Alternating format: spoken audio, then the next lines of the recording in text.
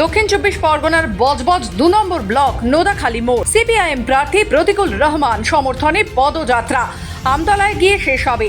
কমিটির সম্পাদক মোহাম্মদ সালিম, ডায়মন্ড হারবার প্রার্থী প্রতিকুল রহমান, ডায়মন্ড হাওড়া প্রাক্তন সংসদ শ্রমিক লাহিড়ী উপস্থিত এই মিছিলে। অভিষেক ব্যানার্জি একদিকে বলছে ২৬টা সিট পেয়ে গেছে, অপরদিকে নরেন্দ্র মোদী বলছে ৪০০ পার।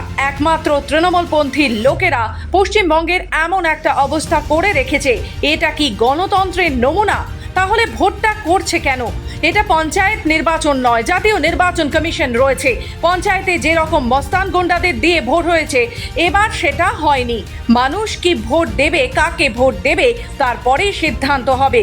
বিজেপি এবং তৃণমূল মিলে এই হাওয়া ছড়াচ্ছে, তার জন্য এই কথা বলছে ওরা। একদিকে বলছে কোনো টাকা পয়সা নেই, আবারও বলছে ঘূর্ণিঝড়ের জন্য সাধারণ মানুষকে টাকা দেবে। টাকা নেই যখন, টাকা কোথা থেকে দেবে? রাজ্য সরকার কি করছে? সাধারণ মানুষের জন্য কাজ করছে নিরাপদ সর্দার এবং রেড ভলেন্টিয়াররা। অভিষেক জেলে যাবে, শুধু অভিষেক একা নয়, আকাশও যাবে। দুই ভাইপো মিলে টাকা পয়সা লুট করেছে। মোদি থাকবে না, তখন দুই ভাই জেলে চলে যাবে।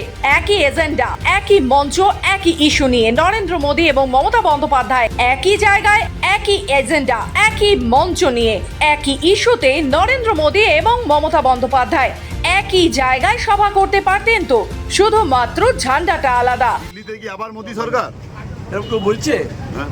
কেউ বলছে না।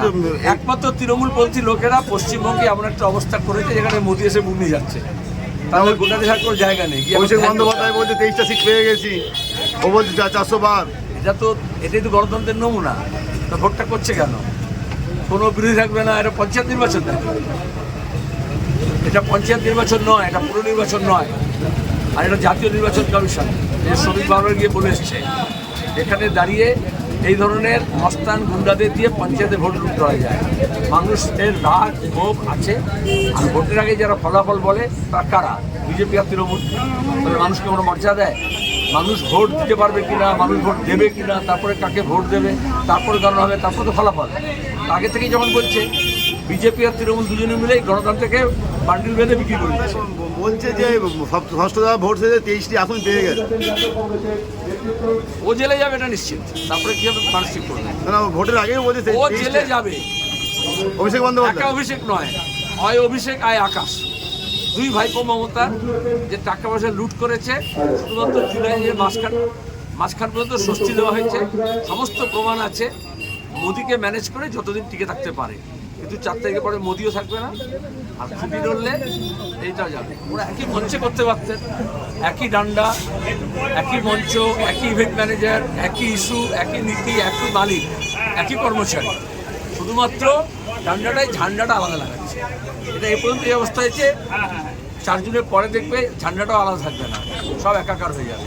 এটা শুধু মমতা ব্যানার্জি নয়, উত্তর কলকাতায় যে পথ ধরে, যে প্যান্ডেলে, যে বাসের খুঁটি নিয়ে মোদি করেছে পদযাত্রা, আজকে সেখানেই মমতা করবে।